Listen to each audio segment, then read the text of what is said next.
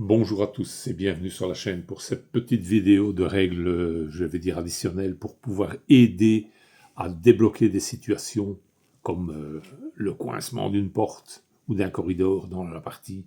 C'est quelque chose qui est pénible, surtout si vous devez absolument passer, que l'objectif est un peu plus loin, ou pire, que vous avez réussi votre objectif, qu'il faut faire retraite et vous êtes bloqué par les ennemis, et qu'il y a toutes les salles qui ont popé, les ennemis arrivent de tout partout. Pour pouvoir passer et avoir une chance de survivre, il faut pouvoir déboucher le passage. Le seul moyen de faire ça, c'est ces 3 petites règles additionnelles qui peuvent vous aider grandement dans ce genre de situation. La première, c'est simplement la prise de terrain. Ça veut dire que quand vous tuez un adversaire, donc dans ce cas-ci, admettons que l'elfe tue le squelette qui est devant lui, eh bien, il peut gratuitement prendre sa place. Ce n'est pas considéré comme un mouvement, c'est simplement une conséquence de son attaque. Il a réussi à prendre la vie du squelette, si on peut dire, puisqu'il est déjà mort, mais enfin soit. Mais il a pris sa place, et donc il gagne un petit peu d'avantage. Si au tour suivant, il arrive à tuer le zombie, vous voyez, il va débouchonner l'emplacement très rapidement. Ça, c'est la première chose. Deuxième chose, qui peut servir aussi dans un autre cas de figure que vous allez comprendre, c'est le soutien à un copain. Vous êtes autour de l'enchanteur, c'est lui qui doit commencer le tour de jeu. L'elfe est devant la porte, impossible pour vous de passer, l'elfe vous bloque, vous êtes coincé. Donc vous allez perdre un tour complet en faisant 1, 2, 3, 4 éventuellement, et puis c'est tout. Ou vous mettre là, enfin, vous allez être coincé complètement derrière la porte, c'est foutu. Vous ne savez rien faire de plus à cause de l'elfe qui est là, et qui lui ne peut pas bouger, bien sûr, puisque ce n'est pas son tour. Eh bien, vous pouvez le soutenir en étant pile derrière lui. Comment ? Vous savez, comme moi, quand vous êtes juste dans le dos de quelqu'un, vous pouvez facilement regarder par au-dessus de son épaule ce qui se passe devant lui. C'est pas quelque chose de très compliqué, même si c'est le nain, lui peut regarder par en dessous ce qui se passe, mais il arrivera toujours à voir ce qui se passe devant une personne, pas deux, bien sûr, et pas à 4 mètres de distance, mais le gars qui se trouve juste devant, il sait le voir. Dans ce cas-ci, c'est l'enchanteur. Il a des sorts, il peut même lui lancer un sort. Pour le soutenir, donc l'enchanteur va regarder, et on considère qu'il est toujours dans une ligne de vue, raccourcie à la case devant, pas plus loin. S'il y a encore un mec derrière, ça compte pas. Donc, il ne peut pas les tuer, le gars qui se trouve encore 2 cases plus loin, et ceux-là, il ne sait pas les atteindre. C'est uniquement la ligne droite de la porte. Il décide de lancer un sort, en admettant qu'il le tue, qu'il a la chance de le tuer. Eh bien, au tour suivant, l'elfe pourra lui rentrer, puisqu'il n'y a plus personne devant lui, et commencer à attaquer, soit par là, soit carrément se mettre sur le côté pour laisser passer le barbare et le nain qui serait à la suite. Et comme ça, le bouchon est défait en une seule fois, tout simplement avec un soutien. Première façon de faire. Mais attention, ce n'est valable qu'avec des armes de jet. Donc il faut avoir soit une dague de jet, l'arbalète, un arc, des sorts. C'est pas valable avec tout ce qui est au corps à corps, ça marche pas évidemment. Puisque vous avez votre copain qui est entre les deux, vous n'allez pas le couper en tranches pour couper le squelette qui est devant. Ça, c'est le premier cas de figure. Deuxième cas de figure, le premier cas de figure, je vous l'avais dit, c'est déjà le troisième cas de figure. Vous avez la poussée. La poussée, comment ça marche ? Vous prenez vos dés de combat. Pour l'elfe, c'est 2. Je crois que le squelette, c'est 2 aussi, d'ailleurs. Et vous lancez les dés tous les 2. Première chose, vous faites un crâne de plus que votre adversaire. Ce n'est pas le nombre de crânes qui compte, c'est uniquement d'en avoir plus que l'autre. Si le squelette fait au moins 1 en défense, mais que vous... Enfin, en défense, on ne peut pas vraiment appeler une défense, mais que vous faites 1 crâne ou 2 ou même plus que lui, il faut avoir au moins 1 crâne de plus que lui, vous avez réussi votre poussée. Bon, comme vous poussez, bien entendu, vous suivez le mouvement, automatiquement vous êtes comme ça. Ce n'est pas un combat, il ne perd pas la vie parce qu'il a reculé. C'est uniquement une poussée, mais c'est une action. Donc vous pouvez toujours après lancer vos dés et jouer, par exemple, je vais dire ça comme ça, en admettant que celui-là ne serait pas là. Donc Vous avez fait la poussée, vous êtes ici, vous pouvez toujours lancer vos dés et bouger, puisqu'il n'y a plus personne. Donc vous avez réussi à forcer le passage, vous voyez l'intérêt de faire une poussée. Premier cas de figure. Deuxième cas de figure, donc vous êtes toujours dans cette position-ci. Vous faites 2 dés, par exemple, ou même 1, ça n'a pas d'importance, je vais dire 1 pour pas que vous soyez induit en erreur. Lui, par contre, ne fait pas de crâne. Vous avez gagné, vous avez un crâne de plus que lui, donc vous avez gagné, mais lui n'en a pas fait du tout. Dans ce cas-ci, il recule de 2 cases. Et vous le poussez de 2. Attention que quand vous poussez, vous êtes obligé de suivre le mouvement de celui que vous poussez, même s'il perd sur le côté. Par exemple, vous faites une poussée, il est ici, il a un adversaire comme ça derrière lui,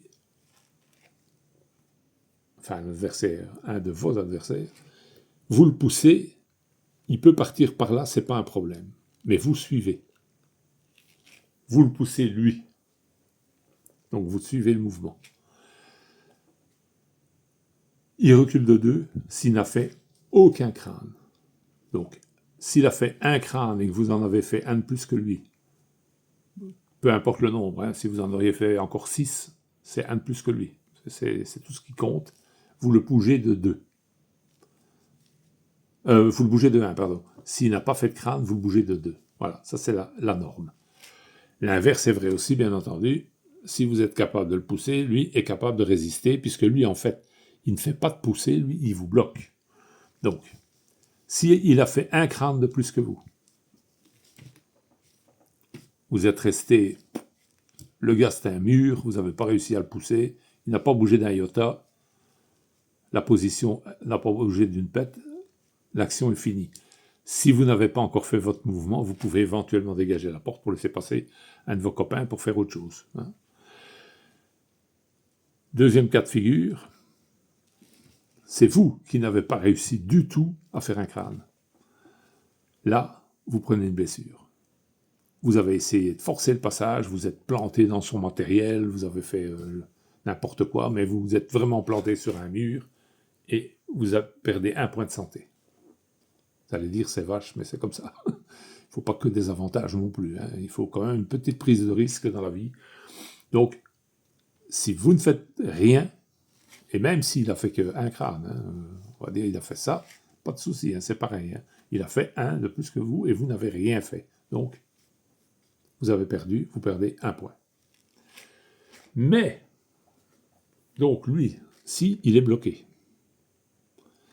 et qu'il doit reculer, il perd 1 point. Donc, admettons que la situation est inversée, il a fait un crâne, vous en avez fait 2, donc c'est vous qui gagnez. Il doit reculer, il ne sait pas reculer, il perd 1 point. S'il n'a qu'un point, il est mort. S'il meurt, vous prenez sa place. Vous l'avez poussé, vous prenez sa place. S'il reste en vie, que vous avez affaire à un costaud, vous restez là où vous êtes, tout simplement. Il ne se passe rien de plus. Si jamais vous avez réussi un coup de maître et que lui, je mets comme ça, c'est pour bien vous montrer qu'il ne faut pas 2 crânes, avec 1 c'est suffisant, mais que lui n'a pas contré du tout votre poussée, il perd 2 points, puisqu'il doit reculer 2 cases, il ne sait pas. Il perd 2 points de vie. 2 points de vie, ça tue généralement presque tous les monstres de Zargon. Donc ça peut faire très mal pour le gars qui est juste derrière la porte s'il est coincé. Ça évite comme ça qu'on agglutine pour faire des bouchons. Attention, la poussée est valable dans l'autre sens aussi. Si vous vous retrouvez coincé et tout, vous êtes dans le même cas de figure que lui. Donc, c'est chou vert vers chou, il faut faire gaffe. Alors, vous avez encore une autre possibilité. Vous vous trouvez donc à l'entrée d'un corridor. Hop, on est un corridor. Voilà.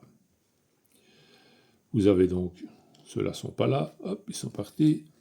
Vous êtes ici. Vous n'avez qu'un adversaire qui vous bloque le chemin. Mais vous trouvez plus judicieux, pour une raison X, Y, Z, je ne cherche pas le motif, de le pousser. Vous pouvez bien entendu le pousser toujours dans le même cadre de figure. Mais, vous savez comme moi, les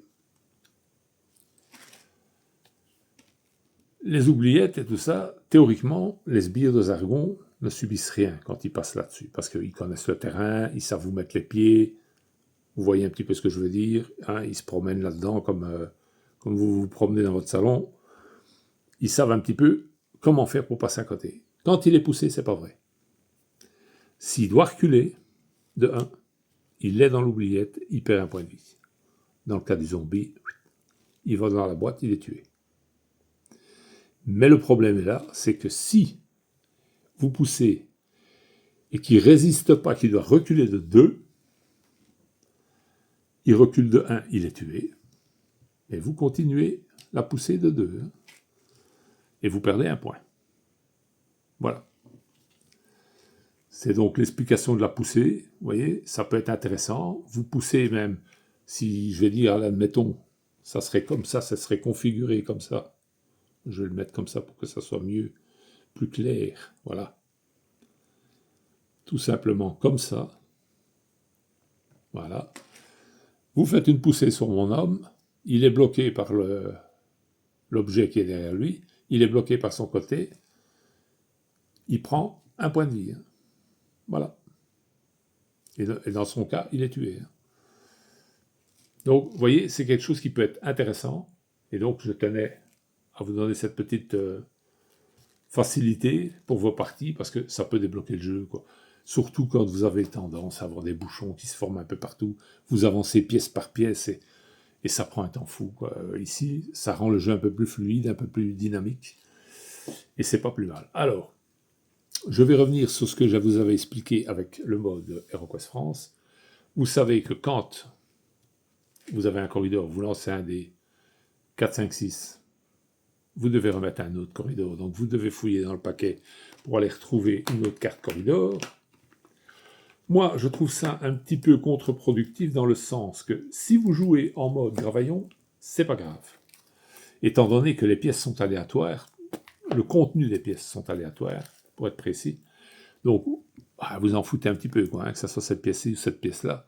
Ça ne vous parle pas, puisque de toute façon, c'est quand vous allez retourner les cartes que vous allez voir qu'est-ce qu'il y a dessus. Donc, en mode gravaillon, pas de problème. Par contre, en mode HeroQuest France, c'est plus pareil. Parce que en mode HeroQuest France, les pièces, il y a un numéro parce qu'elles sont reprises sur votre plan devant vous. Donc, si vous voyez 2 pièces et puis un corridor, par exemple, vous savez les 2 pièces qui arrivent, qu'est-ce qu'il y a dedans. Et là, vous êtes un peu spoilé de ce qui va arriver.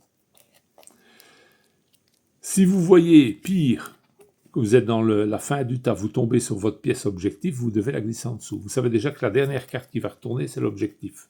Si vous ne voulez pas voir toutes les portes s'ouvrir avant, au moment où vous allez retourner l'objectif, vous savez que c'est cette carte-là qui est objectif, hop, vous allez d'abord fouiller les autres pièces, une par une, pour ne pas avoir tout le monde sur le dos. Parce que vous savez très bien, quand on arrive en fin de truc, si vous tombez sur l'objectif, toutes les pièces qui n'ont pas été ouvertes s'ouvrent. Donc, vous essayez de vous retrouver un petit peu engorgé. Et donc, vous n'avez plus de surprise, il n'y a plus d'effet de surprise, il n'y a plus rien. Étant donné que vous avez le plan devant vous avec le contenu des pièces et ce que vous devez y mettre, si vous avez le numéro de la pièce qui est devant vous, même si elle est comme ça, vous savez que c'est la 6, c'est foutu. Et c'est pour ça que je trouve que, quelque part, surtout avec ce mode-là, ça ne fait pas très sens d'aller chercher. Alors, moi j'estime personnellement que ce n'est pas très grave. Si vous mettez une porte ici, vous ne lancez pas le dé, et qu'au tour suivant, vous devez remettre un corridor, et que le corridor, il suit dans la porte, vous le mettez là, voilà, c'est tout. C'est pas parce qu'il y a une porte. Limite, si vous voulez, le fait que c'est un corridor, vous pouvez ne pas mettre la porte, tout simplement, et la redéplacer, la mettre ailleurs, considérer qu'il n'y a pas de porte, quoi. Voilà. Puisque l'ouverture des portes, de toute façon, c'est gratuit, il n'y a rien de mal fait, vous ne l'avez pas mise parce que c'est pas la peine d'en mettre une, puisque le corridor, il fait ça. Vous savez bien que vous n'allez pas passer par ici ou passer par là, puisqu'il n'y a rien. Hein, donc, la porte, elle n'a de valeur que sur une pièce. Vous avez mis la porte et puis c'est tout. Hein. Vous l'avez déplacée. Mais comme ça, le jeu est plus fluide. Il est plus imprévu. Voilà, c'est le terme. Et je trouve quand même que c'est un petit peu mieux. Donc, je vais tenter tout ça pour voir un petit peu comment ça donne. Si vous avez l'occasion de tester, dites-moi ce que vous en pensez.